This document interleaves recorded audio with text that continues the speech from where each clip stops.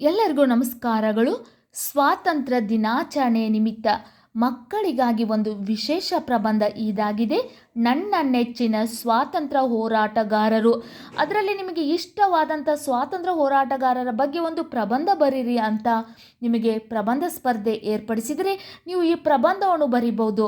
ಇನ್ನು ಚೆನ್ನಾಗಿ ಈ ಪ್ರಬಂಧವನ್ನು ನೀವು ಬರೆದ್ರೆ ಪ್ರಬಂಧ ಸ್ಪರ್ಧೆಯಲ್ಲಿ ನಿಮಗೆ ಪ್ರಥಮ ಬಹುಮಾನ ಸಿಗುತ್ತದೆ. ನನ್ನ ನೆಚ್ಚಿನ ಸ್ವಾತಂತ್ರ್ಯ ಹೋರಾಟಗಾರರು. ಪೀಠಿಕೆ. ನಮ್ಮ ಮಾತೃಭೂಮಿಗಾಗಿ ಹೋರಾಡುತ್ತಿರುವ ಅನೇಕ ಸ್ವಾತಂತ್ರ್ಯ ಹೋರಾಟಗಾರರನ್ನು ನಮ್ಮ ದೇಶ ಭಾರತ ಕಂಡಿದೆ. ನಮ್ಮ ಮಾತೃಭೂಮಿಗಾಗಿ ಹೋರಾಡುತ್ತಿರುವ ಅನೇಕ ಸ್ವಾತಂತ್ರ್ಯ ಹೋರಾಟಗಾರರನ್ನು ನಮ್ಮ ದೇಶ ಭಾರತ ಕಂಡಿದೆ. ಸ್ವಾತಂತ್ರ್ಯ ಹೋರಾಟಗಾರರು ತಮ್ಮ ದೇಶದ ಸ್ವಾತಂತ್ರ್ಯಕ್ಕಾಗಿ ನಿಸ್ವಾರ್ಥವಾಗಿ ತಮ್ಮ ಪ್ರಾಣವನ್ನು ತ್ಯಾಗ ಮಾಡಿದ ಹೋರಾಟಗಾರರು ಅನೇಕರು ಇದ್ದಾರೆ. ಸ್ವಾತಂತ್ರ್ಯ ಹೋರಾಟಗಾರರು ತಮ್ಮ ದೇಶದ ಸ್ವಾತಂತ್ರ್ಯಕ್ಕಾಗಿ ನಿಸ್ವಾರ್ಥವಾಗಿ ತಮ್ಮ ಪ್ರಾಣವನ್ನೇ ತ್ಯಾಗ ಮಾಡಿದ ಹೋರಾಟಗಾರರು ಅನೇಕರು ಇದ್ದಾರೆ. ಅವರಲ್ಲಿ ನನಗೆ ಹೆಚ್ಚು ಸ್ಫೂರ್ತಿ ನೀಡಿದ ಹಾಗೂ ನನ್ನ ನೆಚ್ಚಿನ ಹೋರಾಟಗಾರರು, ಅವರಲ್ಲಿ ಮೊದಲನೆಯವರು ರಾಷ್ಟ್ರಪಿತ ಮಹಾತ್ಮ ಗಾಂಧಿ. ಅದರಲ್ಲಿ ನನಗೆ ಹೆಚ್ಚು ಸ್ಫೂರ್ತಿ ನೀಡಿದ ಹಾಗೂ ನನ್ನ ನೆಚ್ಚಿನ ಹೋರಾಟಗಾರರು, ಅವರಲ್ಲಿ ಮೊದಲನೆಯವರು ರಾಷ್ಟ್ರಪಿತ ಮಹಾತ್ಮ ಗಾಂಧಿ.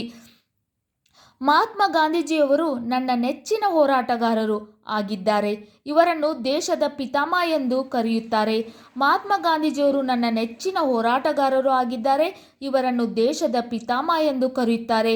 ಗಾಂಧೀಜಿಯವರು ಭಾರತೀಯ ವಕೀಲರು. ಗಾಂಧೀಜಿಯವರು ಭಾರತೀಯ ವಕೀಲರು, ರಾಜಕೀಯ ನೀತಿಶಾಸ್ತ್ರಜ್ಞರು, ವಸಾಹತುಶಾಹಿ ವಿರೋಧಿ, ರಾಷ್ಟ್ರೀಯತಾವಾದಿ, ಬರಹಗಾರ ಮತ್ತು ಸಹೃದಯ ವ್ಯಕ್ತಿಯಾಗಿದ್ದರು ಹಾಗೂ ಅಹಿಂಸೆ ಇವರ ಅಸ್ತ್ರವಾಗಿತ್ತು ಮತ್ತು ಸ್ವಾತಂತ್ರ್ಯ ಹೋರಾಟಕ್ಕೆ ಅವರು ನೀಡಿದ ಕೊಡುಗೆಗಳು ಅಪಾರ ಹಾಗೂ ಯಾವುದೇ ಅಸ್ತ್ರವಿಲ್ಲದೆ ಕೇವಲ ಸತ್ಯ ಮತ್ತು ಶಾಂತಿಯಿಂದ ಸ್ವಾತಂತ್ರ್ಯವನ್ನು ಗಳಿಸಿದರು.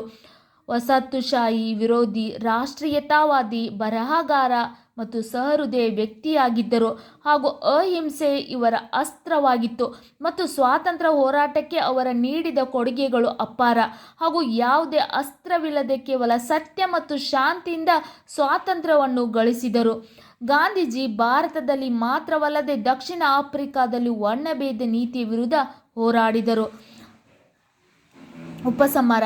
ಸ್ವಾತಂತ್ರ್ಯ ಹೋರಾಟಗಾರರ ತ್ಯಾಗ ಅಪಾರ. ತಮ್ಮ ಪ್ರಾಣವನ್ನೇ ತ್ಯಾಗ ಮಾಡಿ ನಮಗೆ ಸ್ವಾತಂತ್ರ್ಯ ತಂದು ಕೊಟ್ಟಿದ್ದಾರೆ.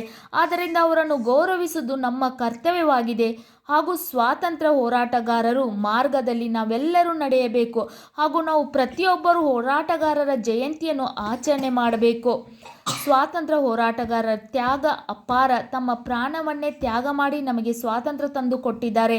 ಆದ್ದರಿಂದ ಅವರನ್ನು ಗೌರವಿಸುವುದು ನಮ್ಮ ಕರ್ತವ್ಯವಾಗಿದೆ ಹಾಗೂ ಸ್ವಾತಂತ್ರ್ಯ ಹೋರಾಟಗಾರರ ಮಾರ್ಗದಲ್ಲಿ ನಾವೆಲ್ಲರೂ ನಡೆಯಬೇಕು ಹಾಗೂ ನಾವು ಪ್ರತಿಯೊಬ್ಬರು ಹೋರಾಟಗಾರರ ಜಯಂತಿಯನ್ನು ಆಚರಣೆ ಮಾಡಬೇಕು. ಸ್ವಾತಂತ್ರ್ಯ ಹೋರಾಟಗಾರರಿಗೆ ಜಯವಾಗಲಿ ಎಂದು ಹೇಳುತ್ತಾ ಈ ಪ್ರಬಂಧ ಮುಗಿಸುತ್ತೇನೆ. ನಿಮಗೂ ಕೂಡ ಈ ಪ್ರಬಂಧ ಇಷ್ಟ ಆಗಿದ್ದಲ್ಲಿ ವಿಡಿಯೋಕ್ಕೆ ಒಂದು ಲೈಕ್ ಮಾಡಿ, ಶೇರ್ ಮಾಡಿ, ಸಬ್ಸ್ಕ್ರೈಬ್ ಮಾಡಿ. Thank you. ಮತ್ತೆ ನಿಮಗೆ ಯಾರ್ದಾದರೂ ನಿಮ್ಮ ನೆಚ್ಚಿನ ಸ್ವಾತಂತ್ರ್ಯ ಹೋರಾಟಗಾರರ ಪ್ರಬಂಧ ಬೇಕಿದ್ದಲ್ಲಿ ಕಮೆಂಟ್ ಮೂಲಕ ತಿಳಿಸಿ. ನಾವು ಖಂಡಿತ ಪ್ರಬಂಧ ಬರೆಯುತ್ತೇವೆ. Thank you.